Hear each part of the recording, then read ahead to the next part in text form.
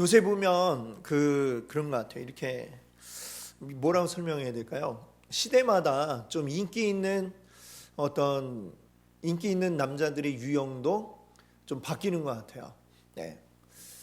저는 그 시대와 관계없이 별로 들 인기가 없는데, 이 옛날에는 뭐 이렇게 뭐 호리호리하고 잘생기고 조각미남 같은 뭐 이런 사람들이 또 인기가 있던 시대였다 한다면, 요새는 뭐 그렇게 아주 잘생긴 사람이 아니더라도 어쩌면 요즘은 좀 약간 거친, 그래서 요즘에 어떤 남자 인기냐면 나쁜 남자가 인기라고 그러잖아요.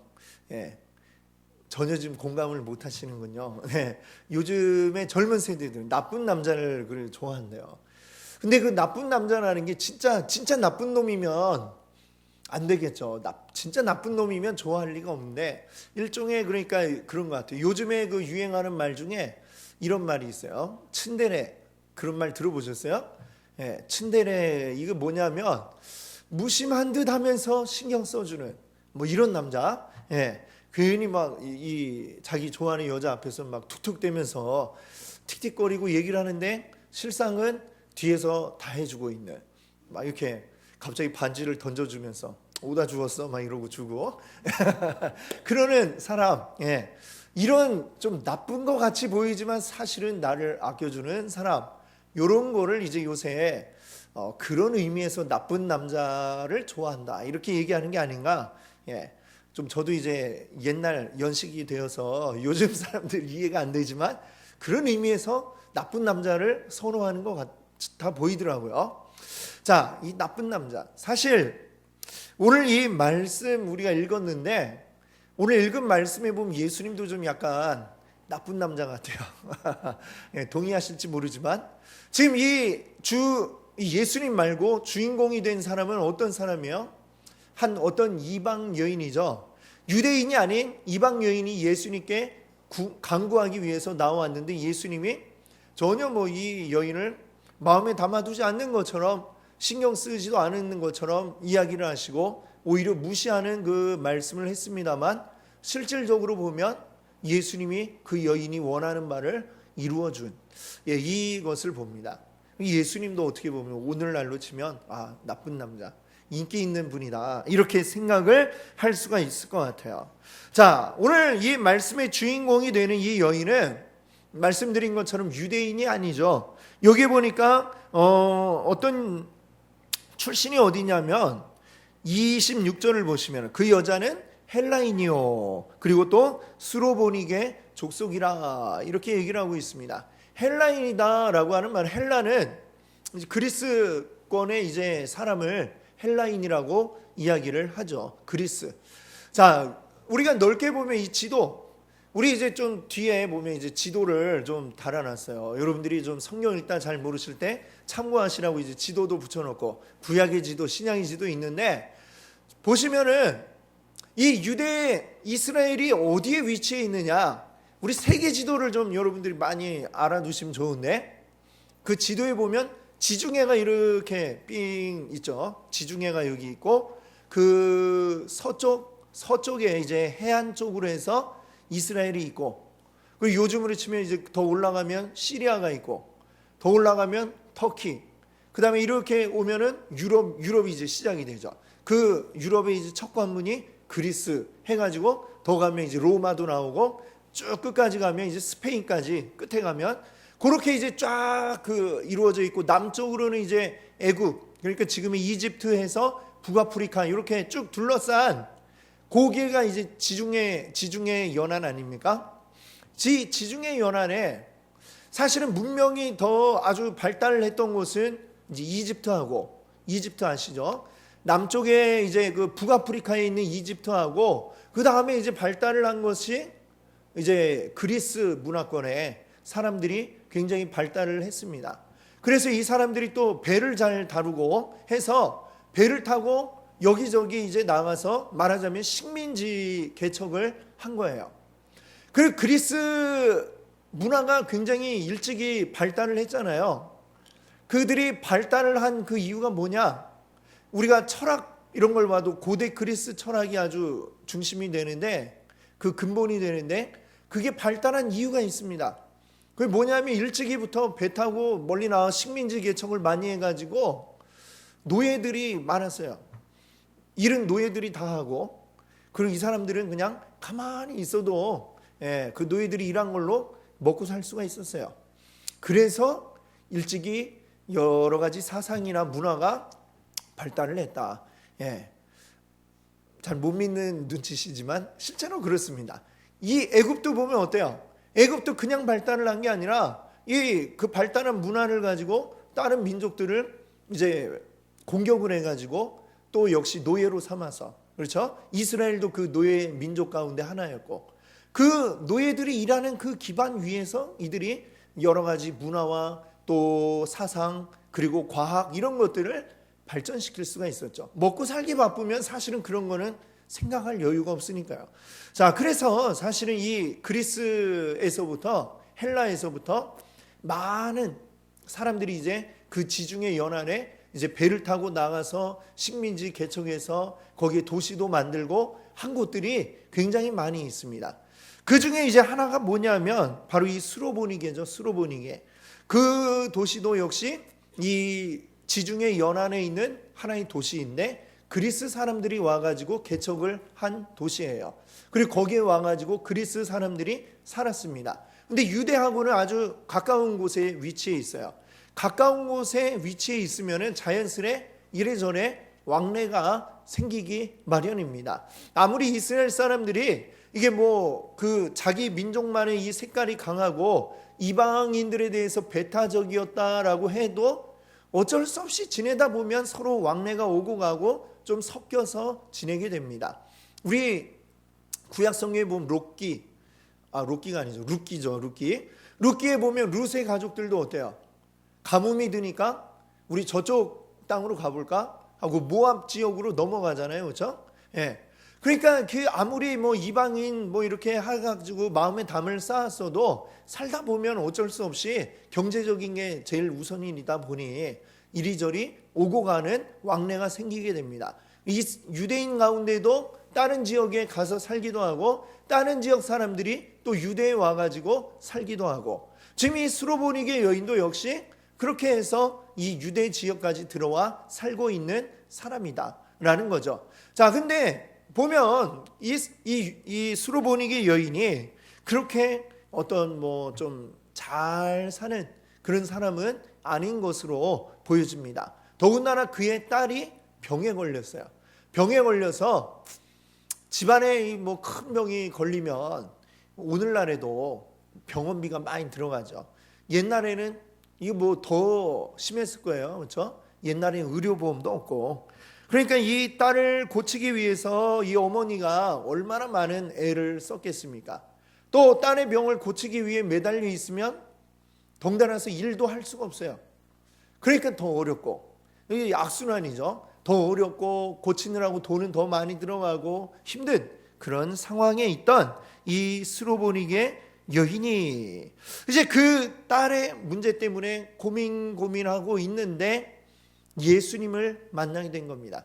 예수님이 지금 이 스로보니게 여인이 지내는 지역으로 오시게 되었어요. 지금 이제 24절 우리가 읽지 않았는데 두로 지역이라고 그랬죠. 두로와 시돈, 이것도 성경에 많이 나오는 지명입니다. 그렇죠? 두로와 시돈도 역시 지중해를 끼고 유대에서 쭉 올라가면 나오는 도시인데 멀지 않고 그리고 많은 유대와 연관이 있는 도시예요. 이 두로 시돈 출신의 유명한 사람이 있어요. 여러분 아시겠지만 북이스라엘 왕 중에 아합왕이 외국 여자와 결혼을 했어요. 어디 여자냐? 바로 이 두로 시돈 지역의 이제 공주와 결혼을 했습니다. 그 여자의 이름이 이세벨이죠. 두로 시돈에서 섬기던 우상들을 다 그대로 들고 와가지고 이제 이 북이스라엘에 퍼뜨리는 아주 신심이 특별한 사람이었어요. 이 바알, 아세라 이거를 섬기는 마음이 아주 특별한 사람이라 가지고 이거를 북이스라엘에 나는 선교하러 왔다.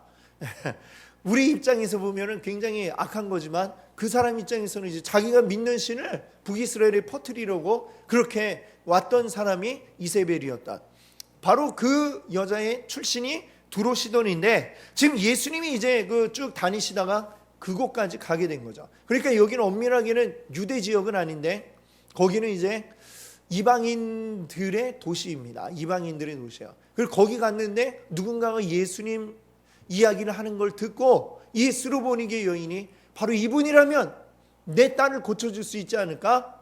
그 희망을 걸고 정말 뭐 그동안 붙잡을 수 있는 끈은 다 붙잡아 봤지만 실패했고 이제 마지막 희망의 끈 예수님께로 향하여 나왔습니다. 근데 예수님이 두로 시돈에 가신 이유는 거기에 있는 이방인들을 만나려고 가신 게 아니고 사실은 그 지역에 머물고 있는 유대인들을 찾기 위해서 가셨던 거죠. 유대인들을 만나고 그들에게 말씀 전하시기 위해 가신 겁니다. 자, 근데 그곳에 이 유대인들과 이야기를 나누고 있는 그곳에 이방 여인, 이 스로보니게 여인이 그곳에 오게 되었어요. 자, 이 스로보니게 여인은 이 유대인들과의 관계 속에서 어땠을까요? 그동안 유대인들의 마음에는 항상 이방인들은 좀 무시하는 그런 마음이 있었어요. 그들이 식민지임에도 불구하고 로마의 식민지죠. 그럼에도 불구하고 로마 사람들을 깔고 보는 이런 마음이 유대인들에게 있었어요. 로마 사람들 입장에서는 이해할 수가 없죠. 지들이 우리 지배받고 있으면서 우리를 무시하네? 뭐 이런 생각을 하겠지만 유대인들의 마음에는 항상 이 로마 너희들은 우리의 발 밑에야 라는 이 생각, 항상 그 자부심이 이들에겐 아주 특별했습니다. 로마 사람도 아닌 그냥 뭐 지내고 있는 이방 여인 가운데 한 사람이라면 더군다나 그 딸의 그 병 때문에 고생해서 모든 재산 다 거기다 쏟아붓고 가진 것도 없고 힘없는 이방 여인이라고 한다면 유대인들과의 관계 속에서 어땠을까요? 그다지 대접받지 못하고 무시당했을 가능성이 많습니다. 그 관계 속에서 아마 이 여인은 아마 마음의 상처도 입었을 겁니다. 그런데 그런 모든 거 다 무시하고 이 예수님에 대한 소문을 들었고 예수님이란 우리 딸을 고쳐줄 수 있을 거라는 믿음이 있어서 이제 나아가게 된 것이죠. 그런데 예수님 우리 딸 이렇게 얘기를 꺼내는데 예수님이 뭐라고 말씀하시는 거예요? 27절을 한번 볼까요? 예수께서 이르시되 이렇게 말씀하죠. 자녀로 먼저 배불리게 먹게 할지니 자녀의 떡을 취하여 개들에게 던짐이 마땅치 아니하니라. 이 얘기를 하시는 거예요. 듣고 보면 굉장히 기분 나쁜 이야기 아닙니까? 자녀들에게 지금 이 떡을 줘야 되는데 즉 예수님이 말씀을 전하시고 은혜를 베푸는 게 우리 하나님의 자녀들인 이 유대인들에게 먼저 해야지 그 자녀들에게 주지 않고 개에게 먼저 준다? 그럴 수는 없다. 이게 오늘날의 기준으로 보면 약간 다를 수도 있을 것 같아요. 그렇죠? 개를 아주 소중하게 여기는 분들은 개도 자식이라 생각을 하고 그렇지 않습니까? 이 강아지를 내가 개 엄마다, 개 아빠다, 스스로 이렇게 부르잖아요. 요즘 애견인들은 그렇게 하고 정말 형제들 가운데 하나로 이렇게 취급을 하는, 자기 자녀들 가운데 하나로 취급을 하니까 자기 자식이 소중한 만큼 개도 소중하게 여길 것 같아요. 요즘은 더 소중하게 여기는 분도 있을 수도 있고.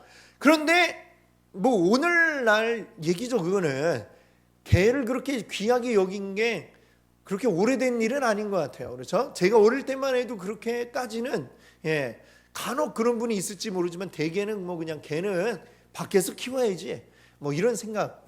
제가 어릴 때만 해도 집에 발을 들여놓는 개들은 아주 정말 각별한 특별한 개들이나 그러지 대부분은 밖에서 그냥 주면 주는 대로 먹고 발로 차면 그냥 쥐어 터지고 이게 그냥 우리 집에 키우는 개들의 일반적인 모습이었죠. 그것도 주인 있는 개에 한정해서 그렇지 주인도 그냥 별 신경 쓰지 않고 그냥 풀어놓고 동네 돌아다니게 키우는 이런 개들, 그런 개들은 또 어때요? 그건 뭐 더 이건 뭐 가치 없이 뭐 그러다가 그냥 때 되면 우리나라 뭐 옛날에 때 되면 그냥 한 마리씩 잡아가지고 해 먹고 그렇게 대접을 했던 게 그 강아지들 아니었습니까? 개. 옛날에 이스라엘의 개들은 어땠을 것 같아요? 달랐을 것 같아요? 똑같죠.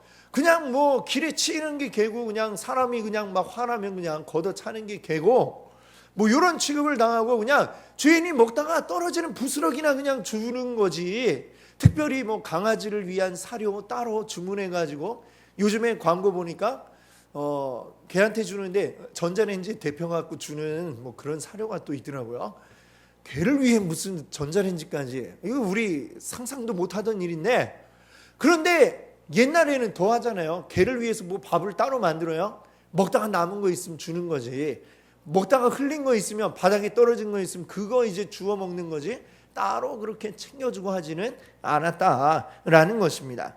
우리가 개를 위해서 뭔가를 하기 시작한 건 최근의 일이고, 예전에는 그냥 뭐 먹다가 남으면 그리고 뭐 하다가 되면 이렇게 주는 거지 그 더 이상 치지를 않았던 거죠.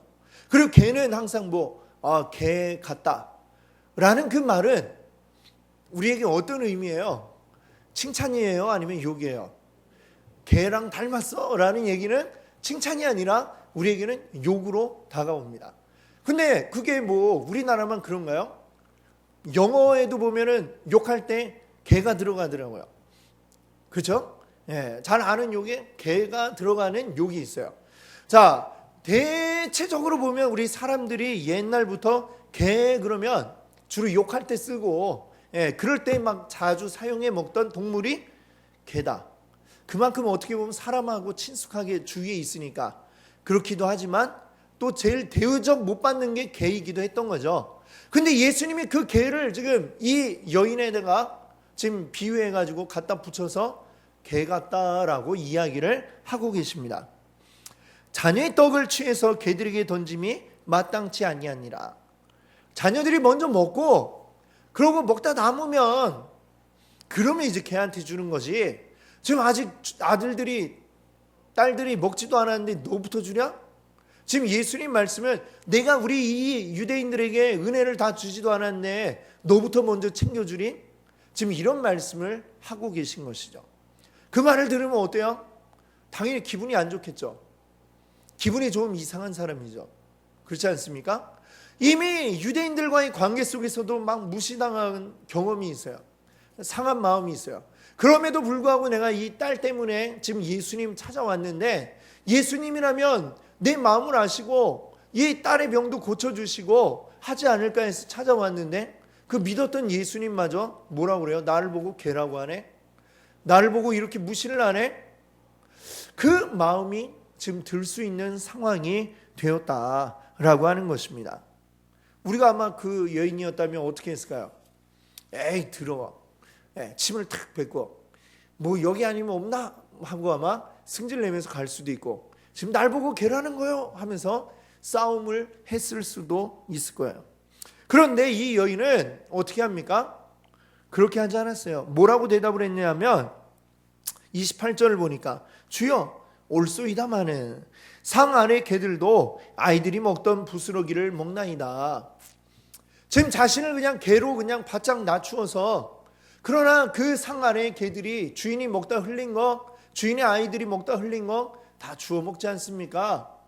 이 얘기는 무슨 얘기예요? 유대인들에게 주실 은혜 가운데 부스러기라도 나에게 내려주십시오. 지금 이렇게 이야기를 하고 있는 것입니다. 왜 그랬을까요? 딸 때문에 그렇죠. 사실 뭐 딸이 아니라면 자기 그냥 성격대로라면 다 거기서 한바탕 하고 악다구니를 쓰고 욕하고 그냥 다 뒤집어 엎고 그러고 가고 싶은 마음이겠죠. 그러나 이 딸, 이제 이 마지막 희망 예수님이라고 생각하고 왔는데 지금 내가 여기서 무시당하는 게 뭐가 중요할까? 부스러기 같은 은혜라도 내려주시면 그 은혜라도 받으면 내 딸이 낫지 않을까? 이 간절한 마음 때문에 모든 것을 참고 예수님 앞에 이야기하는 것입니다. 부스러기라도 저에게 내려주십시오. 자, 그때에 예수님이 뭐라고 하셨습니까? 29절 보세요. 자, 돌아가라. 귀신이 내 딸에게서 나갔느니라. 지금 이 귀신 들려서 고생하던 이 딸의 모든 문제가 해결이 되었다라고 말씀을 하신 것입니다. 이 즉시 그 모든 문제 해결이 되었죠. 어떻게 보면 이 여인에게 말하자면 예수님이 테스트를 했다라고 우리가 생각해 볼 수 있을 것 같아요. 그만큼 마지막까지 끝까지 그의 자존심을 긁어도 남아 있는 거는 이게 정말 자기에게 남은 마지막 희망이요 모든 거라고 생각하지 않았더라면 나갔을 겁니다. 그렇게 생각을 안 했더라면 그냥 가버렸을 겁니다. 예수님을 모든 것이라고 생각하고 예수님 아니면 안 된다라고 생각하는 간절함이 있는가 없는가, 예수님은 그 여인을 테스트해 보신 것이죠. 간절함이 없었더라면 그 자존심 때문에, 그 자존심이 남아서, 그 자존심이 살아있어서 아마 욕을 하면서 가버렸을지도 모릅니다. 그러나 그 자존심, 내 마지막 이 희망을 위해서 낮추겠다, 그 마음으로 예수님 앞에 끝까지 빌었기 때문에 그가 예수님으로부터 은혜를 입을 수 있었던 것이죠. 오늘 우리가 한번 생각해 봅시다.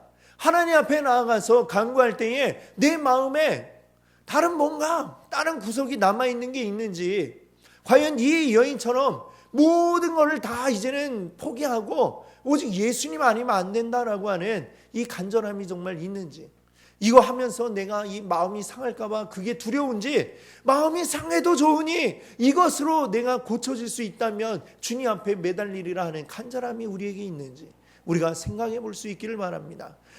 천국은 침노하는 자의 것이다, 이런 말씀이 있죠. 가만히 있으면, 내 자존심 세우고 있으면 주님의 그 은혜를 우리가 받을 수 없는 것입니다. 달라고 하고 매달리고 그를 뺏어오려는 그 저돌적인 자세로 하나님 앞에 나아가지 않으면 그 하나님의 은혜가 우리에게 그냥 정말 부스러기 떨어지듯이 주어지는 게 아니다라고 하는 것이죠. 이 여인의 간절함을 우리가 기억해 볼 수 있기를 바랍니다. 우리의 간절함, 오직 주님밖에 없습니다, 오직 주님이 우리의 전부입니다 하는 이 간절함이 우리에게 있는가? 내가 그렇게 간절하게 하나님 앞에 기도하고 있는가? 우리가 돌아볼 수 있기를 바랍니다. 우리가 또 한 가지 생각할 것은, 이 여인이 탁 갔을 때 여인이 바라던 어떤 대답이 있었겠죠. 처음에 제 딸이 이 문제가 있습니다 딱 얘기하면 그래 어디 가보자, 아마 이런 그런 반응을 기대하지 않았겠어요? 근데 전혀 뜻밖의 반응이 나오죠. 자기를 무시하는 듯한 말씀을 하시고, 그리고 가라는 듯한 이런 반응을 보이십니다. 거기에 당황할 수 있어요. 근데 중요한 건 내가 원하는 방식으로 하나님이 일하시는 게 아니다라고 하는 것입니다. 예수님이 그 여인이 원하던 식으로 고쳐주시는 게 아니라 예수님이 생각하신 대로, 예수님이 생각하는 방식으로 그 여인의 딸을 고쳐주셨다는 것이죠. 꼭 예수님이 집으로 와서 그 딸을 보고 귀신아 떠나가라 이 얘기를 해야만 귀신이 나가는 게 아니라, 예수님은 그 자리에 있어도 예수님의 마음으로만 그 귀신아 떠나라고 외치셔도 그 귀신은 떠나갈 수 있다라고 하는 것이죠. 예수님의 능력은, 우리 하나님의 능력은 우리가 상상하는 그 이상이기 때문에 하나님은 어떻게 일하실지 우리가 알 수 없습니다. 내가 생각하는 것은 너무나 아주 초보적인 기초적인 방법일 수 있습니다. 하나님은 그보다 더 높은 방법으로, 더 생각하지 못한 방법으로 일할 수 있는 분이시다라고 하는 것이죠. 예수님을, 하나님을 나의 수준으로 끌어내리지 말고 우리가 하나님의 수준으로 올라가서 그것을 바라볼 수 있기를 바랍니다. 그러기 위해서는 우리는 오직 주님의 뜻대로 되기만 바라며 주님의 뜻을 바라면서 우리는 따라가면, 그러면 그것을 우리가 맛볼 수 있게 되는 것입니다. 이 여인이 다 필요 없고 빨리 우리 집에 갑시다, 우리 딸 좀 만나주세요, 붙잡고 기도해 주세요, 그렇게 하지 않고 주님의 은혜만을 간구하였을 때 우리 주님께서는 직접 가지는 않으셨지만 그 딸을 본 것과 마찬가지로 그 딸의 병을 고쳐주신 것입니다. 그 딸을 괴롭히던 모든 문제를 해결해 주신 것입니다. 하나님이 하고자 하시면 하나님은 어떤 방법으로든 할 수 있다라는 사실을 여러분 믿으시기 바랍니다. 우리에게 주어진 환경 속에서 내가 생각하는 방법은 아주 정말 별거 아닐 수 있습니다. 하나님이 보기엔 그거는 너무나 유치한 방법이야 라고 할 수 있어요. 하나님보다 더 고차원적인 방법을 생각하고 계신데 하나님 이걸로 해주세요. 이 낮은 수준의 차원을 우리가 바라고 구하면 하나님의 능력을 우리가 제한하는 것이 되고 맙니다. 하나님의 능력은 크십니다. 우리가 알 수가 없습니다. 그러니 하나님이 일하신다라는 것을 믿고 하나님 앞에 맡기십시오. 하나님이 놀랍게 역사하실 줄 믿습니다. 내가 알지 못하는 방법으로, 내가 깨닫지 못한 방법으로, 그러나 하나님은 분명하게 오늘도 일하고 역사하는 분이신 줄 믿습니다. 그것을 우리가 알지 못한다고 해서 하나님이 일 안 하신다 이렇게 이야기할 수 없는 것입니다. 하나님 오늘도 분명히 살아계시고 여러분을 위하여 일하고 계신 줄 믿습니다. 하나님 나라의 역사를 위하여 오늘도 일하고 계신 줄 믿습니다. 아멘. 그것을 믿고 따라가시는 여러분 되시기 바랍니다. 오늘 이 예수님께서 이 여인에게 하신 그 모습을 볼 때 너무 충격적이다. 예수님이 어떻게 그런 말을 이렇게 생각할 수도 있지만 놀랍게도 하나님은 그 가운데서 놀랍게도 이 여인의 모든 문제를 해결해 주셨습니다. 하나님의 역사는 이와 같이 내가 생각하지 못한 방법으로 나타남을 기억할 수 있기 바랍니다. 그래서 우리 하나님의 역사 가운데 내 생각으로 하나님의 일들을 잣대를 갖다 대어서 하나님의 역사를 가로막지 않기를 바랍니다. 하나님은 크고 위대하십니다. 그 위대하신 하나님 충분히 우리를 위해서 하나님 하고 싶은 대로 일하시도록 우리가 그것을 믿고 따라가면 하나님이 놀라운 일을 이루실 줄 믿습니다. 우리가 생각한 이상으로 놀라운 역사가 나타날 줄 믿습니다. 그 일을 이루어 가시는 여러분 되시기 바랍니다. 오늘도 우리 주님 말씀 의지하여서 순종하며 나아갈 때 하나님의 큰 역사는 오늘도 이루어집니다. 하나님의 역사는 오늘 우리 가운데 이루어집니다. 바로 우리를 통해서 주님의 몸된 교회인 우리들을 통해서 이 땅 가운데 이루어 가실 줄 믿습니다. 오늘도 믿고 우리 하나님의 역사 이루어내시는 여러분 되시기 바랍니다. 아멘.